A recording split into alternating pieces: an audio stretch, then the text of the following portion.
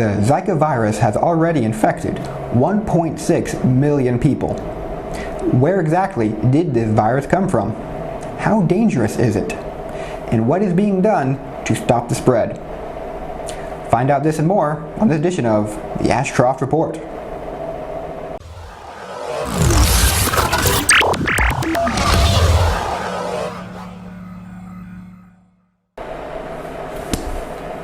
Firstly, in order to understand the Zika virus, we must first take a look at its origins.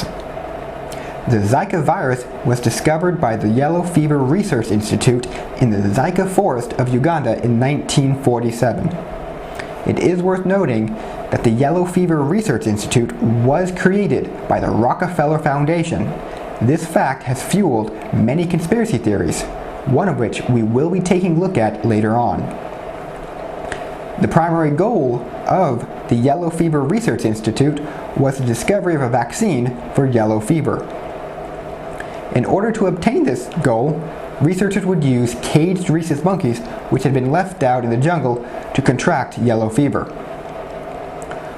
Once the researchers had the infected monkeys, they were free to perform various experiments in order to discover the vaccine.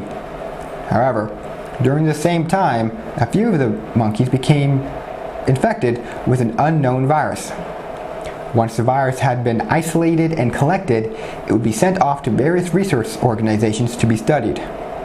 The name of this virus will be known as the Zika virus due to its location of discovery.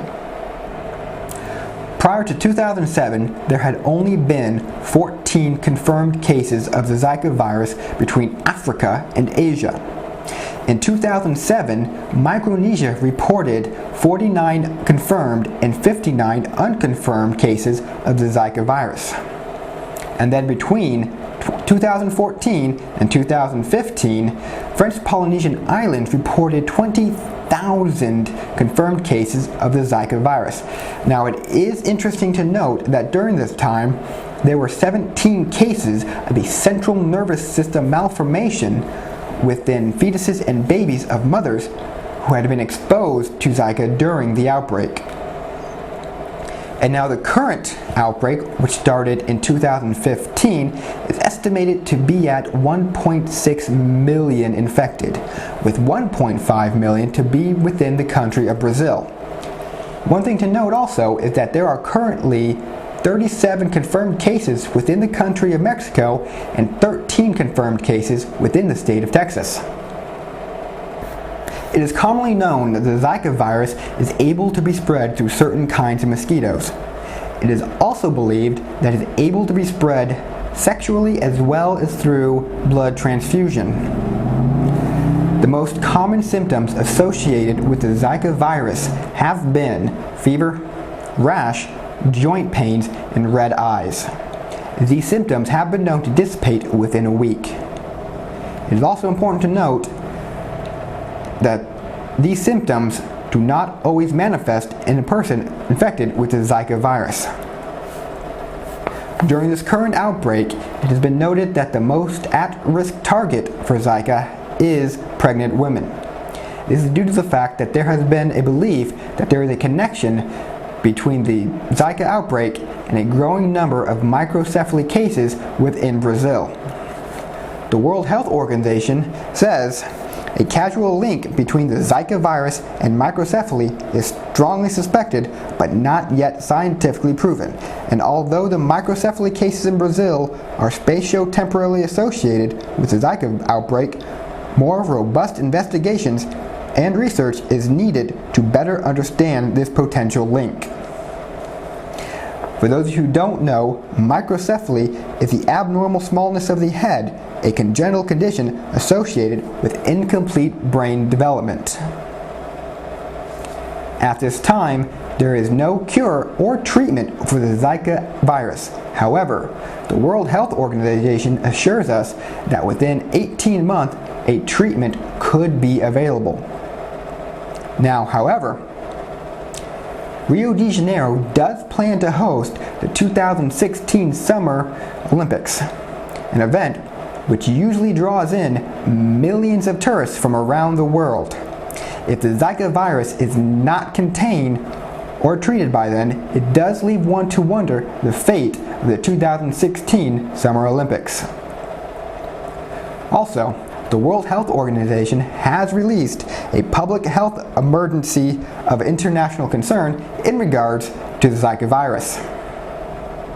There are some who believe that the recent outbreak of the Zika virus is being caused by the Oxitec company's genetically modified mosquito experiments.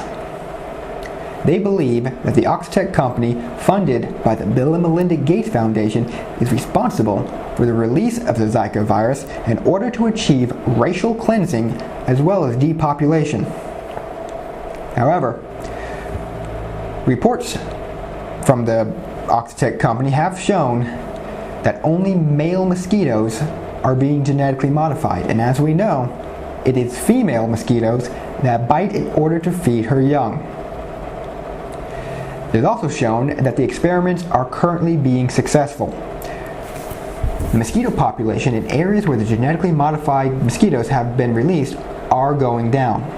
So, if the Oxitec company is responsible for the release of the Zika virus, why is it killing off the mosquito population, which is shown to be a very effective means to spread the Zika virus?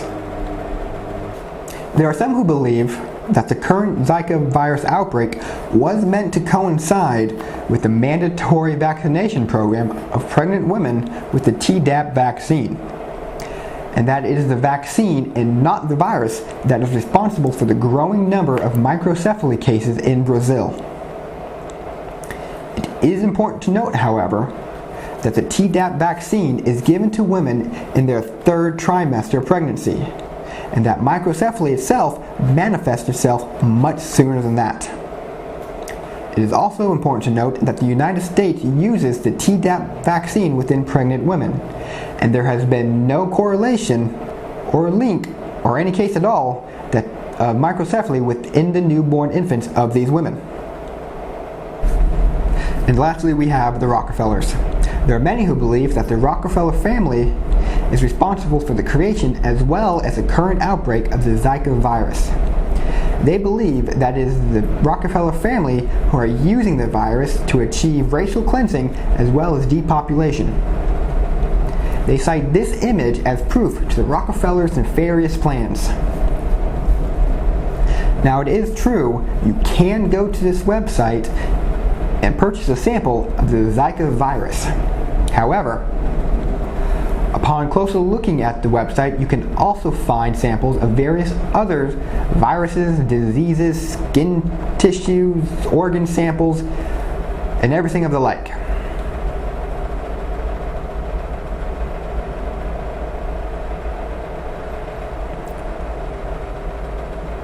So, it is my belief that this website is simply a means of collection and redistribution of these various organisms to research organizations around the globe.